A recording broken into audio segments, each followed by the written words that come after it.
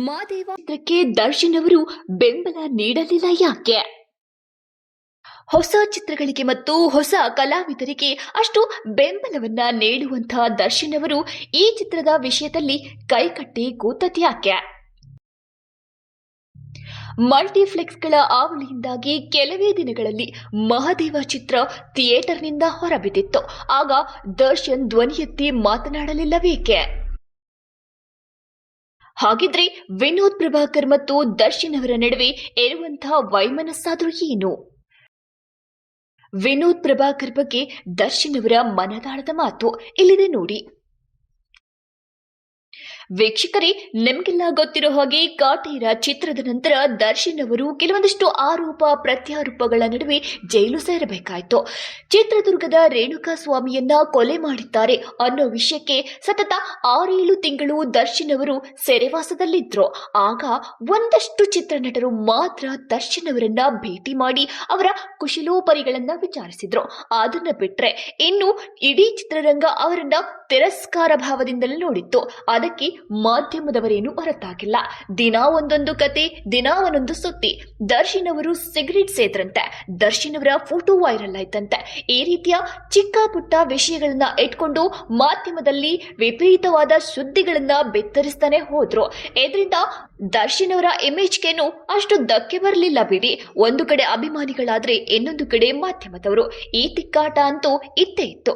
ಇದೆಲ್ಲದರ ನಡುವೆಯೂ ಕೂಡ ದರ್ಶನ್ ಅವರಿಗೆ ಬೇಲ್ ಸಿಕ್ಕಿದೆ. ಈಗ ದರ್ಶನ್ ಅವರು ಹೊರಗಿದ್ದಾರೆ. ಆದ್ರೆ ಒಂದಷ್ಟು ಕಾನೂನು ಕಟ್ಟಳೆಗಳ ಅಡಿಯಲ್ಲಿಯೇ ದರ್ಶನ್ ಅವರು ಈಗ ಮುಂದುವರೆದಿದ್ದಾರೆ. ಆದ್ರೆ ಈ ನಡುವೆಯೇ ಕನ್ನಡ ಚಿತ್ರರಂಗದಲ್ಲಿ ಮಾದೇವ ಸಿನಿಮಾ ಬಿಡುಗಡೆಯಾಗಿತ್ತು. ಈ ಚಿತ್ರ ಕನ್ನಡದ ಚಿತ್ರರಂಗದಲ್ಲಿ ಅತ್ಯಂತ ವಿಭಿನ್ನವಾಗಿ ಮತ್ತು ವಿಶೇಷ ಕಥೆಯನ್ನ ಒಳಗೊಂಡಂತಹ ಚಿತ್ರವಾಗಿತ್ತು. ಈ ಚಿತ್ರ ಬಿಡುಗಡೆಯಾದ ಕೆಲವು ದಿನಗಳಲ್ಲಿ ಥಿಯೇಟರ್ನಿಂದ ಹೊರಬಿದ್ದಿತ್ತು. ಇದನ್ನ ಯಾಕೆ ಅಂತ ಪ್ರಶ್ನೆ ಮಾಡೋರು ಇಲ್ಲಿ ಇಲ್ಲ. ಈಗ ಸೋಷಿಯಲ್ ಮೀಡಿಯಾದಲ್ಲಿ ತುಂಬಾ ಸದ್ದು ಮಾಡ್ತಿರೋ ಸುದ್ದಿ ಏನಂತ ಹೇಳಿದ್ರೆ, ಇದರ ಬಗ್ಗೆ ದರ್ಶನ್ ಅವರು ಯಾಕೆ ಧ್ವನಿ ಎತ್ತಲಿಲ್ಲ? ಕನ್ನಡ ಚಿತ್ರರಂಗ ಮತ್ತು ಕನ್ನಡದ ನಟರ ಪರ ದರ್ಶನ್ ಅವರು ಯಾಕೆ ನಿಲ್ಲಿಲ್ಲ? ದರ್ಶನ್ ಅವರು ಕನ್ನಡಕ್ಕಾಗಿ ಅಷ್ಟು ಸ್ವಾಭಿಮಾನದ ನಿರ್ಧಾರಗಳನ್ನ ತಗೊಂಡ್ರು. ಕನ್ನಡವನ್ನ ಬಿಟ್ಟು ಬೇರೆ ಯಾವುದೇ ಭಾಷೆಗಳಲ್ಲಿ ನಟಿಸದ ದರ್ಶನ್ ಅವರ ಕನ್ನಡ ಅಭಿಮಾನ ಎಲ್ಲರಿಗೂ ಗೊತ್ತೇ ಇದೆ. ಈ ವಿಚಾರವಾಗಿಯೇ ಕನ್ನಡ ಸಿನಿಮಾ, ಕನ್ನಡದವರು ಆಸೆಯಿಂದ, ಅಷ್ಟು ಪ್ರಯತ್ನದಿಂದ, ಅಷ್ಟು ಶ್ರಮದಿಂದ ಮಾಡಿದಂತಹ ಚಿತ್ರ ಈಗ ಕರ್ನಾಟಕದಲ್ಲೇ ಆ ಚಿತ್ರಕ್ಕೆ ನೆಲೆಯಿಲ್ಲ ಅಂತಾದ್ರೆ ಇದನ್ನ ಪ್ರಶ್ನೆ ಮಾಡೋರು ಯಾರು ಇಲ್ವಾ? ಅದಕ್ಕೆ ದರ್ಶನ್ ಅವರು ಏನಂತಾರೆ ಅಂತ ಹೇಳಿ ಕೆಲವೊಂದಿಷ್ಟು ಜನಗಳು ಟೀಕಾ ಪ್ರಹಾರಗಳನ್ನ ಮಾಡಿದ್ರು. ಆದ್ರೆ ಇದಕ್ಕೆ ದರ್ಶನ್ ಅವರು ಈಗ ತಮ್ಮ ಮೌನವನ್ನ ಮುರಿದು ಕೆಲವೊಂದಿಷ್ಟು ಸ್ಪಷ್ಟನೆಯನ್ನ ಕೊಟ್ಟಿದ್ದಾರೆ. ಅದೇ ಹೇಳ್ತೀವಿ ಕೇಳಿ. ವೀಕ್ಷಕರೇ, ದರ್ಶನ್ ಅವರು ಜೈಲು ವಾಸದಲ್ಲಿದ್ದಾಗ ಅವರನ್ನ ಭೇಟಿ ಮಾಡೋಕೆ ಹೋದವರು ಕೆಲವು ಮಂದಿ.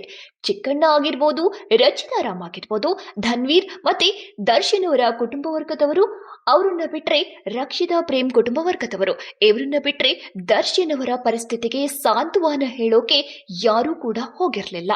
ಇದರಲ್ಲಿ ವಿನೋದ್ ಪ್ರಭಾಕರ್ ಅವರು ಕೂಡ ಹೋಗಿದ್ರು ಅಂತ ಹೇಳಿ ಊಹಾಪೋಹ ಇದೆ. ಆದ್ರೆ ಮಾಹಿತಿಗಳ ಪ್ರಕಾರ ವಿನೋದ್ ಪ್ರಭಾಕರ್ ಅವರು ಅಲ್ಲಿ ಹೋಗಿ ದರ್ಶನ್ ಅವರಿಗೆ ಸಾಂತ್ವನವನ್ನ ಹೇಳುವಂತ ಪ್ರಯತ್ನ ಮಾಡಲಿಲ್ಲ. ಈಗ ವಿನೋದ್ ಪ್ರಭಾಕರ್ ಅವರ ಚಿತ್ರಕ್ಕೆ ದರ್ಶನ್ ಅವರು ಯಾವುದೇ ರೀತಿಯ ಬೆಂಬಲವನ್ನ ನೀಡಿಲ್ಲ. ಕರ್ನಾಟಕದಲ್ಲಿ ಕನ್ನಡ ಚಿತ್ರಕ್ಕೆ ಆದಂತ ಅನ್ಯಾಯದ ಪರವಾಗಿ ದರ್ಶನ್ ಅವರು ನಿಂತಿಲ್ಲ ಅನ್ನೋ ಮಾತುಗಳು ಕೇಳಿ ಬರ್ತಾ ಇದೆ. ಇದಕ್ಕೆ ದರ್ಶನ್ ಅವರೇ ಸ್ಪಷ್ಟೀಕರಣವನ್ನ ಕೊಟ್ಟಿದ್ದಾರೆ. ಅದೇನಂತ ಹೇಳಿದ್ರೆ, ನನಗೆ ಮಾದೇವ ಚಿತ್ರಕ್ಕೆ ಸಂಬಂಧಪಟ್ಟಂತೆ ಯಾವುದೇ ರೀತಿಯ ಇನ್ವಿಟೇಷನ್ ಆಗ್ಲಿ ಕರೆಗಳಾಗ್ಲಿ ಇದುವರೆಗೂ ಬಂದಿಲ್ಲ. ಆ ಚಿತ್ರ ತೆರೆ ಕಾಣುವಾಗ ಅದ್ರ ಬಗ್ಗೆ ಯಾವುದೇ ರೀತಿಯ ಮಾಹಿತಿ ನನಗೆ ಲಭ್ಯವಿಲ್ಲ. ಹಾಗೆ ಆ ಚಿತ್ರತಂಡ ಯಾವ ರೀತಿಯಲ್ಲೂ ನನ್ನನ್ನು ಸಂಪರ್ಕಿಸಲು ಪ್ರಯತ್ನಿಸಿಲ್ಲ ಅಂಥೇಳಿ ಸ್ವತಃ ದರ್ಶನ್ ಅವರೇ ಈ ಬಗ್ಗೆ ಸ್ಪಷ್ಟೀಕರಣವನ್ನು ಕೊಟ್ಟಿದ್ದಾರೆ. ಎನ್ನುಳಿದಂತೆ ಇಡೀ ಚಿತ್ರತಂಡ ದರ್ಶನ್ ಅವರಿಗೆ ಈ ಬಗ್ಗೆ ನಾವು ಮಾಹಿತಿಯನ್ನ ಕೊಟ್ಟಿದ್ದೇವೆ ಅಂತ ಹೇಳಿ ಒಂದು ಸುಳ್ಳನ್ನು ಹೇಳಿತ್ತು. ಹಾಗೆ ಸೋಷಿಯಲ್ ಮೀಡಿಯಾದಲ್ಲಿ ಕೆಲವೊಂದಷ್ಟು ಮಂದಿ, ಹಾಗೆ ಕೆಲವೊಂದಷ್ಟು ಪತ್ರಕರ್ತರು ಕೂಡ ದರ್ಶನ್ ಅವರು ಈ ವಿಷಯದಲ್ಲಿ ಯಾವುದೇ ರೀತಿಯ ನಿಲುವನ್ನು ತೆಗೆದುಕೊಂಡಿಲ್ಲ ಅಂತ ಹೇಳಿ ಅವು ಹಾರಿದ್ರು. ಆದ್ರೆ ದರ್ಶನ್ ಅವರ ಈ ಒಂದು ಸ್ಪಷ್ಟೀಕರಣದ ಹೇಳಿಕೆಯಿಂದಾಗಿ ಯಾರ್ಯಾರು ಇದುವರೆಗೂ ಮಾದೇವ ಚಿತ್ರಕ್ಕೆ ಸಂಬಂಧಪಟ್ಟಂತೆ ದರ್ಶನ್ ಅವರ ವಿರುದ್ಧವಾಗಿ ಮಾತನಾಡಿದ್ರು ಅವರು ಕೂಡ ಈಗ ಸದ್ಯ ಕ್ಷಮೆ ಕೇಳಿದ್ದಾರೆ.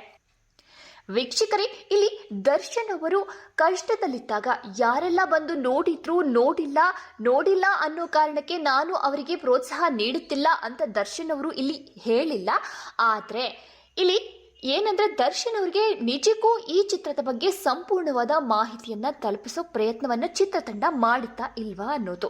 ಹೌದಲ್ವಾ? ಚಿತ್ರತಂಡ ಈ ಬಗ್ಗೆ ಯಾವುದೇ ರೀತಿಯ ಮಾಹಿತಿಯನ್ನ ದರ್ಶನ್ ಅವರಿಗೆ ನೀಡಿಲ್ಲ ಅನ್ನೋದು ದರ್ಶನ್ ಅವರ ಈ ಒಂದು ಹೇಳಿಕೆಯಲ್ಲೇ ಪ್ರೂವ್ ಆಗಿದೆ.